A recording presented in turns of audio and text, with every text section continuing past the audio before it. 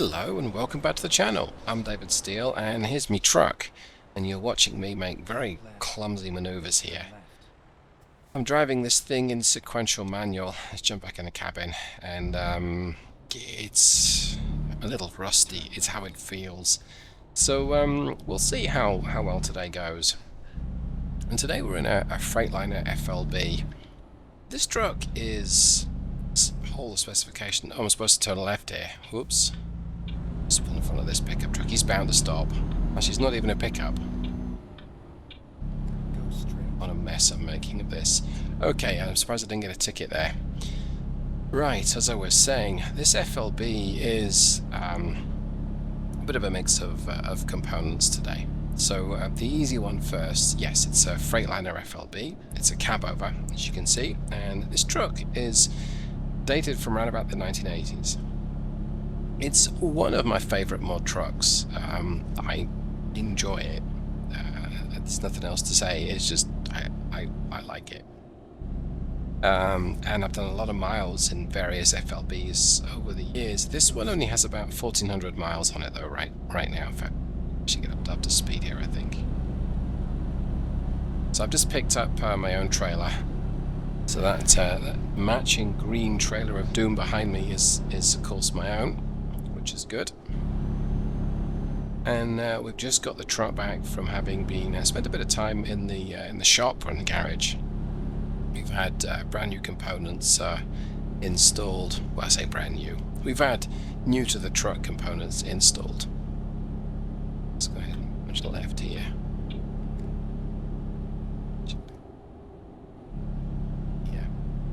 So it's been a while since I've driven sequential manual, and I dabble it occasionally when I'm testing an engine, which is, to be fair, what this is. I usually need to do it in automated, because there's nothing wrong with driving manual and testing an engine, but if you want to test how well the engine shifts, which is generally what these tests are, you really need to essentially let it shift gear for you. Unless the setup is so horrendous, which does happen. Flynn don't mind, yeah. You're supposed to leave 10 seconds here before you pull in front of someone, and I just did not. Alright, so I told it to put me in second gear, but it's put me in third, and it does that sometimes. It's one of the reasons why I stopped driving sequential so much. If I give it a single tap down, it drops me into first gear, so it knew I was trying to put it in second gear. It just didn't. And I don't know why that is. I wondered if it was system performance, if my game couldn't keep up with me, if my frame rate was too low. But that's not fixed it. Anyway, it kind of ruins the enjoyment somewhat. It's almost as though I've got Smart Shift turned on and I don't. And Smart Shift is something that SSS introduced into the game several versions back now, when I think about it. Several versions back. The idea there is that you tap once and it will shift down to the appropriate gear change. I am rushing through here way too quickly. Okay. So let's try second gear, so if we do 4 separate taps. Yeah, it did it then. Probably because I don't push the control all the way, maybe. Oh, no. Not a 4-way stop. Alright, let's try and get around to what's actually under the cabin here today. So we have a new to the truck and a new engine I'm testing today. It's a Mercedes-Benz engine, and this is a run. This engine will be ending up in the engine pack once it's ready. This is a Mercedes-Benz OM470. Yeah, I'm sure that the 470 does stand for something. In fact, I think I read it does, but I forget what exactly that is. It's off in the moon. Supposed to go. Safe and sound. I guess I'm supposed to go around to the right. Okay. That's not confusing. Yeah, so it's the 470. This is an inline 6 configuration engine. It's 11 litre class. It's 10.7 litres is its cubic, or its capacity. Cubic capacity. Let's see, where's my cargo? I'm supposing it's behind this building in front of me, so we'll go round here. What's the worst that happens, right?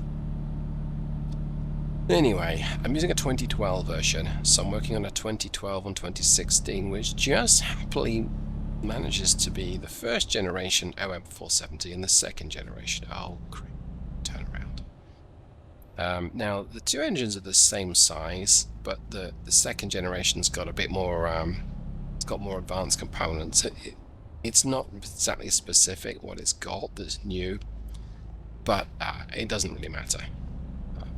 Because it's not like I can specify a particular turbocharger in the game. Okay, I just have to work with the torque curve. Alright, let's get down to first. So the nice thing about the FLB, or indeed any cab over, it's got a really small turning circle, which switches the external view here. I'm not even at full lock, because I want to go a little past where I'm meant to be in terms of straightening up. And now I'm going to give it full lock. To run it quite close to the railway. In fact, it's turning tighter than I thought it would. Okay. That'll do. And we'll see if we're able to straighten things up. Let's try second gear. Whereas as far as the transmission goes, we are using a ZF transmission. That's a German-made gearbox. It's a 12-speed. I can use this in automated or in manual. I'm choosing to drive it manual right now. That may change, given the mess I'm making of it so far. Okay, well, it managed to get me in reverse gear and the right number of taps, which is good. Straighten things up. Right, a lot of palaver for a £19,000 haul of scaffolding poles. So anyway, go ahead and do that. It's close enough. Alright, let's turn everything off and let's let them load. I'll do that. Okay, so the OM470, that is rated at 394 horsepower. The Mercedes rate their engines in terms of kilowatts. I think this is the 290 kilowatt. I think its rated kilowattage is something like 294.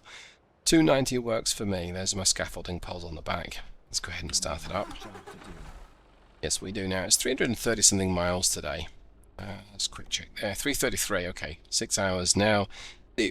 Theoretically, I can get this done in the time I've got left in my shift before I take a break. It's a world of truck strips. I can take as long as I really want. What I want to do is see how well nearly 400 horsepower's worth of smaller capacity German engine works in a Freightliner truck. And we're keeping it in the house. I mean, Freightliner, they're ultimately owned by the Germans these days. So they're not an American business. Hence the German transmission, the German engine. See how well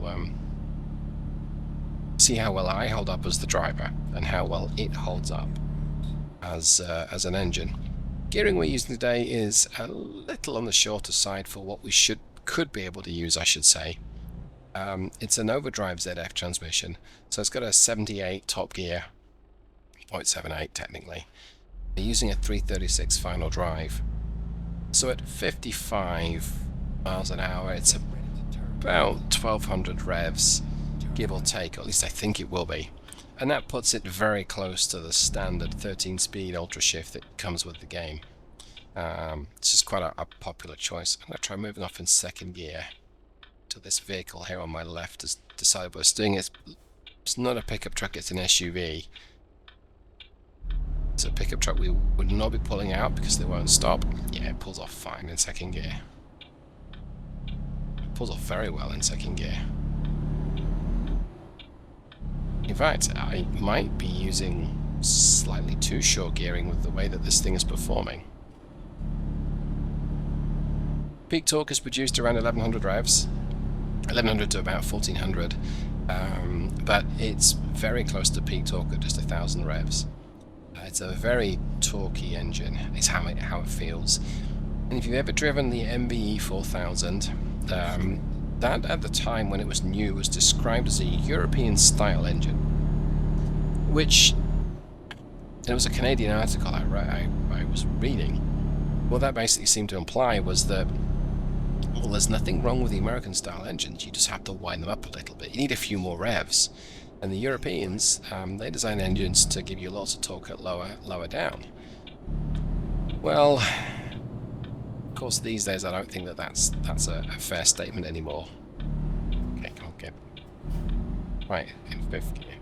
Because I think all engines are pretty much designed to produce lots of torque low down, or all modern semi-truck engines anyway. Alright, so I skipped a couple of gears there to go in 7th gear. And we're climbing a hill in 7th for 1000 RPM, and it's working great, and I'm not using full power. We'll go up the gears one by one. 2. Yep, so I mean it's pulling fine from 1200. Our speed limit is going to be capped at 65 miles an hour. Like I say, it's a World of Trucks trip. But I don't know what my expectations truly are for this engine, but so far it's performing nicely. It feels quite respectable. Torque output is just over 1400 foot-pounds. I think it's rated at 1900 newton meters, which is near enough 1400 foot-pounds. I think I can go for top. Can't get off the side. Yep, look at that. Happy with that. And with it being a fairly small capacity engine, our fuel consumption should be reasonable. And by reasonable, we mean pretty good. And ultimately, that's what we're trying to do today. We're supposing that the OM470 is a more economy-minded engine. So your trade-off tends to be with economy engines, you trade a bit of performance for a bit of fuel consumption. And the idea being that if I'm using a more powerful version, then perhaps I'm going to be getting a bit more performance, with still some of the benefit of low fuel consumption. Now, looking so far, I did fill up right before venturing out to come get the cargo. So my overall average so far is 5.7. You can see at the top left of my dashboard, got a trip computer showing there. And the topmost number is the instantaneous fuel consumption. So as we go down a hill, that number climbs quite quickly. As we climb up a hill right now, it drops. So under load, 5 miles per gallon. Go ahead and merge left here. And it's almost holding 65, I think it's fair to say. So given I'm seeing it above 6 more than I am seeing it below 6, I think that trip mileage is going to go up, and that's good. That means we're saving fuel. We're saving virtual gallons of diesel.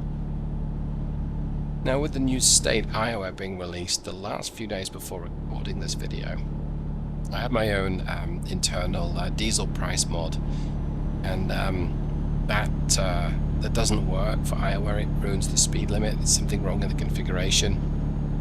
I'm not too stressed about it, but I generally tend to run ATS such that my fuel consumption makes a difference. If I'm hooning around getting 3 miles per gallon, I don't make money on the trips that I run. Whereas if I'm tiptoeing around and getting 9 or 10 miles per gallon, which is possible, I make more. I make profit for one, and I make a bit more, which is good. So an engine like this, if I'm playing in my more realistic profile, it's just the sort of thing I'm often looking for. So right now I'm cruising at 65, and I'm getting about 10 to the gallon, give or take, looking at that top number. Now, we'll not get that for a whole trip, at least not at 65. But if I were to drop my speed to 55, which I'm not going to do for the sake of keeping this video less than 9 hours. Okay, that's a slight dramatization. But if you look at the bottom right, so it reckons I've got 4 hours 32 minutes left to drive to get there.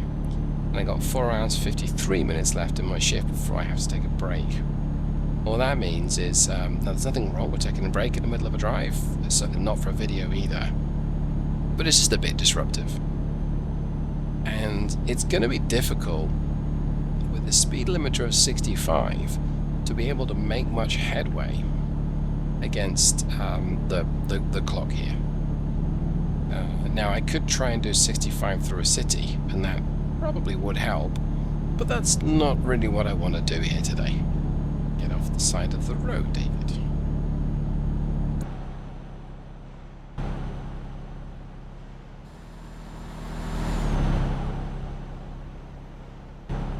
Switch back to a bit of wheel camera here.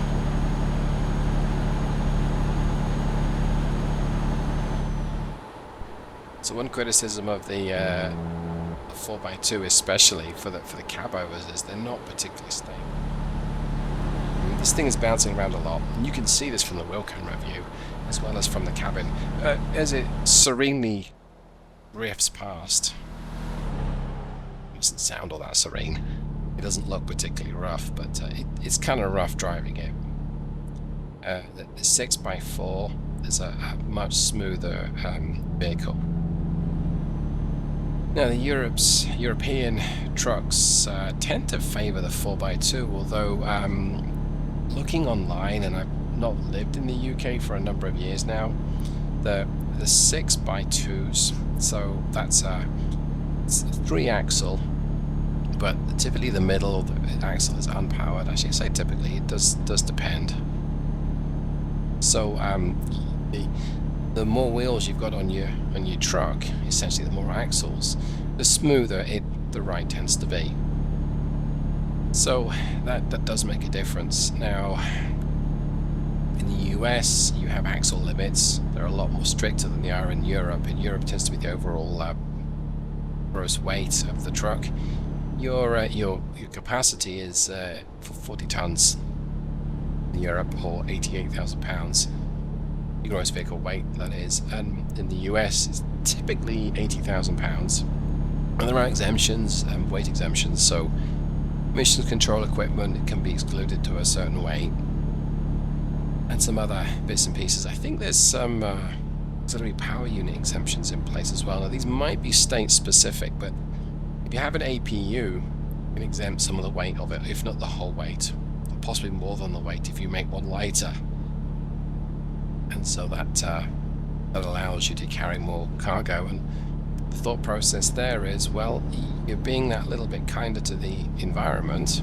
You have an APU in your truck, you won't have to idle the engine at night to stop yourself from freezing. Instead, you fire up the APU and it uses a lot less fuel. It's also quieter too. Time for a sip of drink.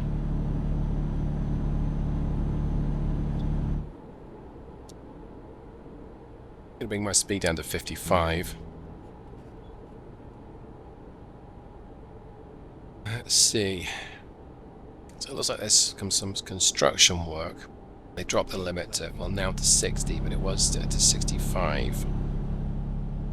But mostly, see what the cruising consumption is of the truck. So we were looking at around about 10 on the flat. So far, I'm guessing we're going up a hill. Must be going up a hill because the consumption number dropped. Okay. See, now we're going down. So we climbed a little bit and we're coming down. Overall's up to nearly 7, which is good.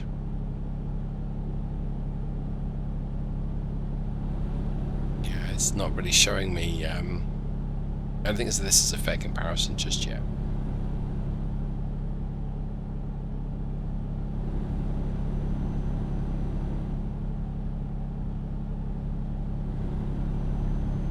Now we do have a turbocharger boost gauge on the dashboard as well. It's the bottom row on the right hand side, but it's a little hard to see. There's a red needle in the yellow there somewhere. It's showing pretty low right now. Okay, I can't really tell what my cruising consumption is, but what I can see is the overall has gone up to 7.1, which I think reflects the fact that that it's a small capacity engine is not working particularly hard. Somewhere else you can tell how hard the engine's working. Just jump into your temperatures, like so. And so here we've got the coolant temperature as the top number, 175 Fahrenheit. And the bottom one is your engine oil temperature, 200 degrees Fahrenheit. Now, if you work the engine harder and you have it running at higher revs, you see a much higher number on the bottom for engine oil. So you see here as we climb the hill, we're working it harder because it was 201, and the coolant changed as well. And as we keep under low, 202 Fahrenheit. Now, is it really a reflection of how hard it's working? It's a clue. It's a clue, and if you've got shorter gearing, you're running higher revs, you tend to run a higher oil temperature anyway. I'm going to go ahead and merge. Let's not be a middle lane. Oh no. Wow, longest merge ever. I've got to go back to the middle lane now.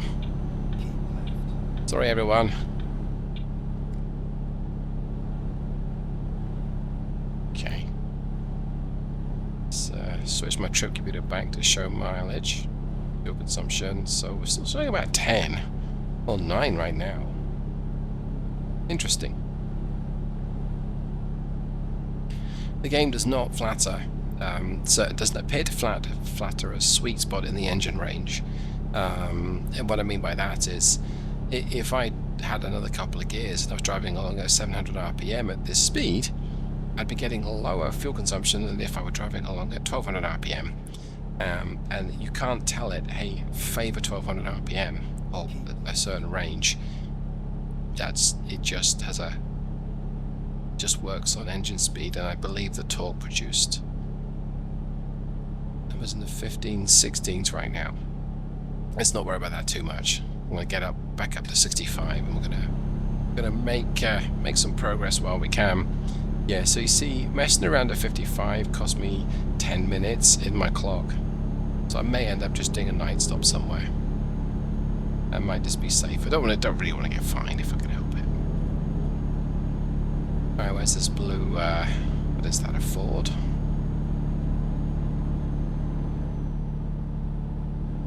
I don't know what that is. And I totally could stop here.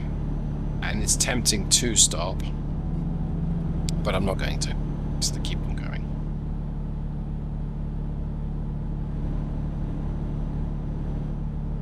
Fair enough.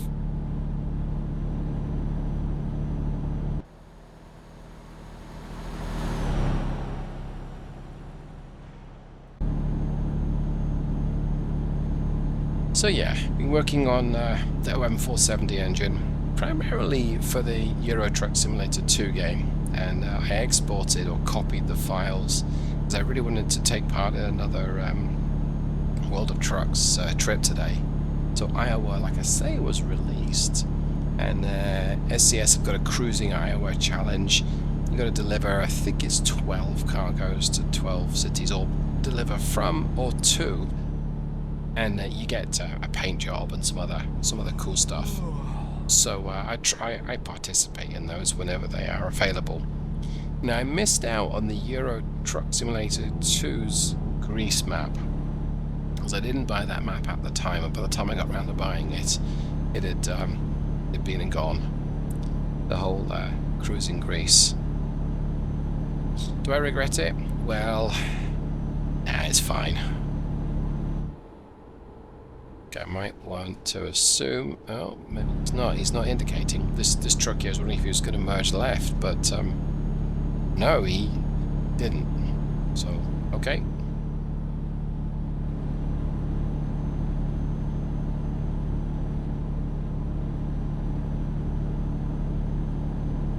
The OM470 is available in 240 kilowatt, 265, 290, and I think 315. And these correlate to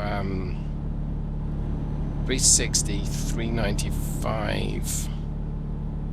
There's a lesser power version as well. It's something like 328, 360, 395, and 428 horsepower. I actually forget what the least powerful one of the range is. Least powerful engine. They all have a more or less similar torque curve. The first and the second gen, there are some differences. The second gen have got quite a bit more torque lower down. Presumably have a different turbocharger. Speed down to about 55. Turn right. That's enough. It says turn right, but I can't, so I go straight on. Okay. We're back on the power because we're going up a hill. So I'm at full power right now. And it to its credit, it did it.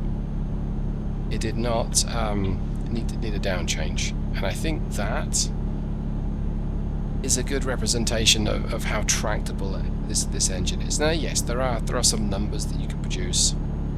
You've got the torque drop that you can quote, and that gives you an idea of what it could be. But at the end of the day, this gearing, this engine, this cargo, it was able to go up that on-ramp without losing speed. In fact, I was picking up speed. Now, there's only a small difference in speed, but the biggest clue that you can see for that is that your instantaneous fuel consumption goes down just a little bit, or changes. Let's go ahead and downshift and use the engine brake here. Bit of service brake as well.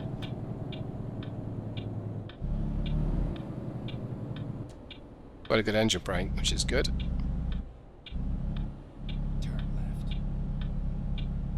Lost a whole bunch of speed. It's no wonder this thing will skid its driven axle. Now, I'm pointing up a hill. I'm going to try moving off in second gear here. When I'm able to. Yeah, it pulls it fine. Block shifted, I missed a gear. It's another gear as well. So went second to fourth to sixth. Back up to eighth. Yeah, it can block shift just fine, and that was up a slight hill as well. So we'll go through them individually once we're up from eighth. Good grief, that's an aggressive white pickup truck. That's my mirror on the left if you didn't catch that.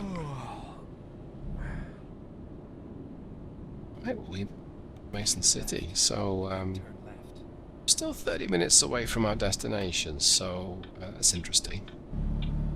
Turn left.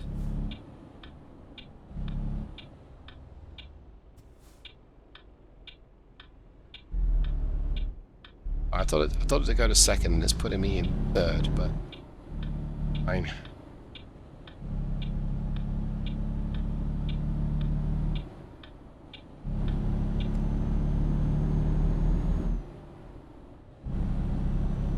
Okay, I mean that's really not no issues whatsoever going up through the gears, and I get it. It's a 400 horsepower motor, 394, but near as mad as 400. So I don't really know what I expected. I didn't think it would struggle, but I didn't think it would make it seem quite so straightforward. But, in the words of Jeff Favanoff, I'll take it. That works for me. There's a garage I could buy and sleep in tonight if I felt like it. Keep right, and then turn right. Okay, I'm going to now switch it across to automated mode. And we'll see how well it copes with these slow speed maneuvers. Turn right.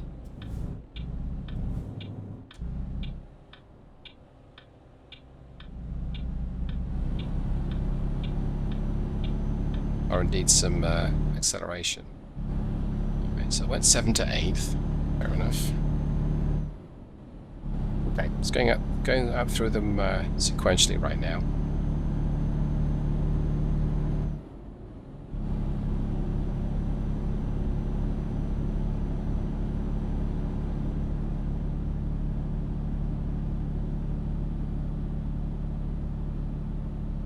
That's me lifting off for the turn coming up.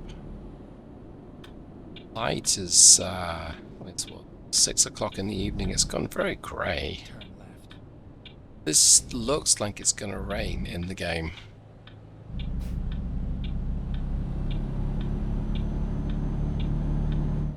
Dead end.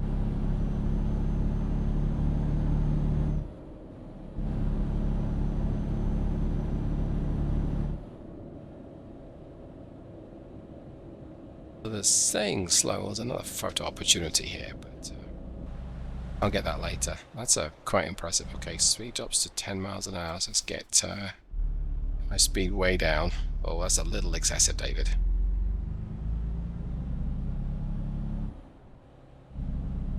Right, that shows my speed. All trucks must weigh. Okay.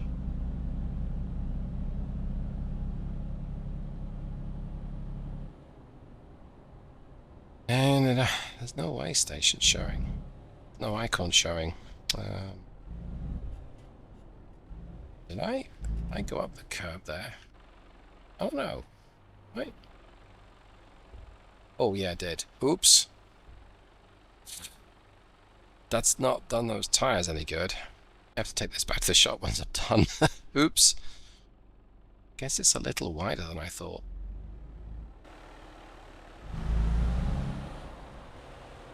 Well, I was hoping to see how much we weigh, but evidently that's not going to happen today. So,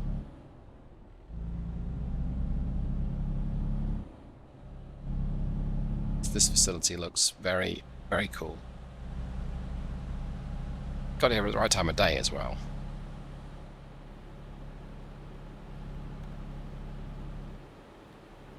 Let's bring up the map at least. Oh, I can actually see where I'm supposed to go now. So.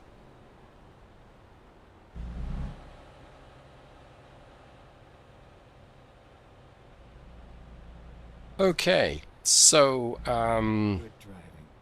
all up, I don't really think that this was any great shakes as far as another test goes. And I did get to see Iowa at a very, very beautiful time of day. That's quite a shot. So let's see where they want it. So we've got I'm in a hurry now. Let's play it safe. And where do you need it? Where do you need it? Does not look like fun. Let's go with it. Let's play it safe. Should be easy to do. Let's switch back to the cabin. Okay.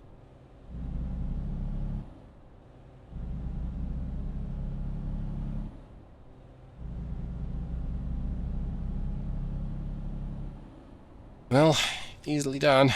I guess that's the point of it, though.